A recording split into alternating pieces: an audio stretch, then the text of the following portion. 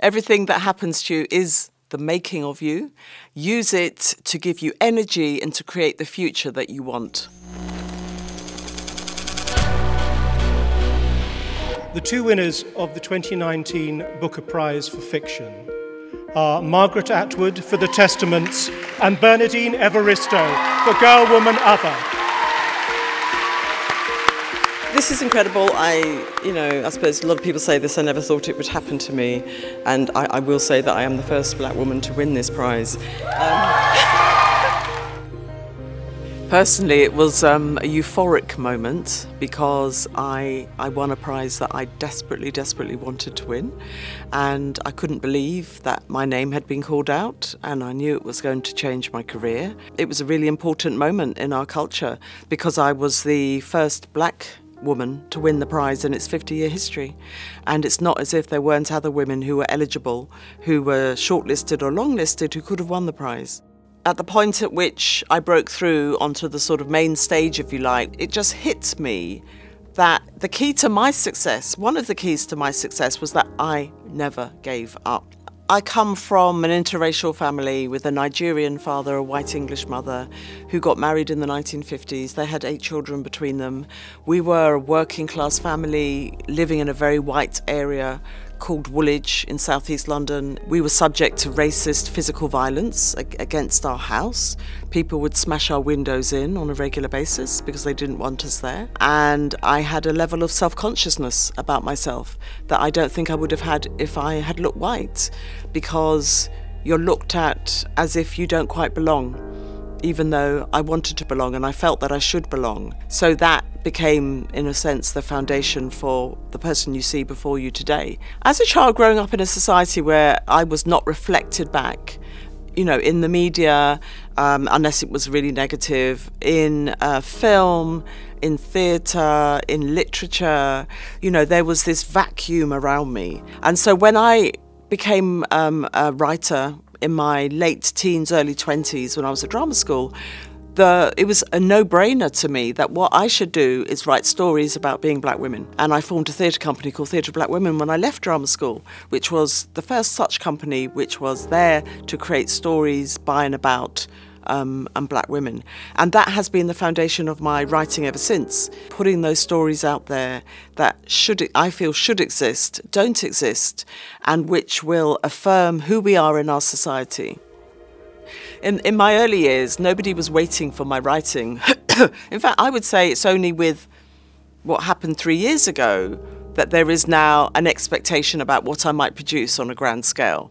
Whereas up to that point, nobody was waiting for me to produce books, not really, just some people were.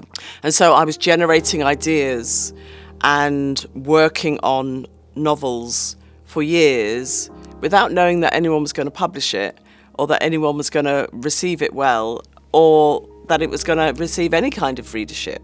And I think some people find that really strange, that you can just create in this kind of vacuum and not have the certainty that there is, you're going to get this amount of money for it, and it's going to be published, and it's going to reach a certain kind of audience. So yeah, that was definitely an example of not giving up. It's very easy to not give up when your commitment to your work, to your career, to your ideology is so strong that you can't imagine doing anything else. But at the same time, there were many, many times when I felt disillusioned, disappointed, disheartened, because I was very ambitious and I wasn't achieving what I wanted to achieve. So I developed strategies for not giving up in my 30s. I was introduced to motivational courses and motivational speakers, most of them from America. And it was mind-blowing to me, because basically they were telling me to think big. Think as big as you want and go for it. And nobody had ever said that to me before, because in the society I grew up in Britain, I think most people, especially women, people of colour, there's nobody around you telling you to go for it. that you can achieve great things. And I always use the former Prime Minister Boris Johnson as an example, who came from this incredibly privileged background, the sort of the 1% elite, who at the age of 7 or something said, "I want to be world king." You know, who says that at the age of 7? Whereas most of us are just sort of struggling, trying to make sense of life and not really knowing what you can achieve.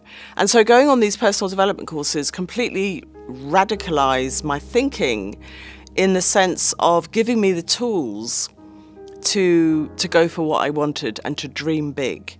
And those tools, one of those tools is positive thinking. And that's not, people sometimes confuse that with being naively optimistic.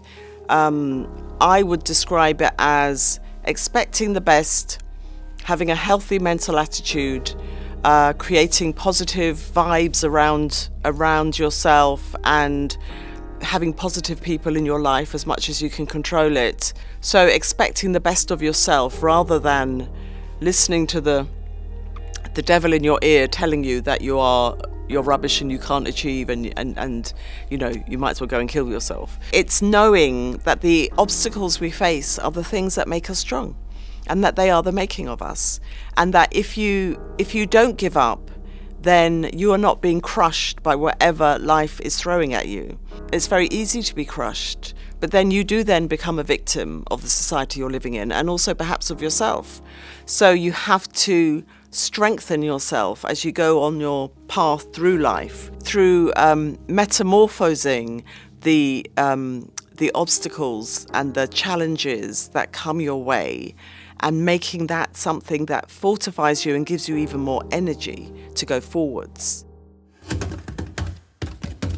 Human.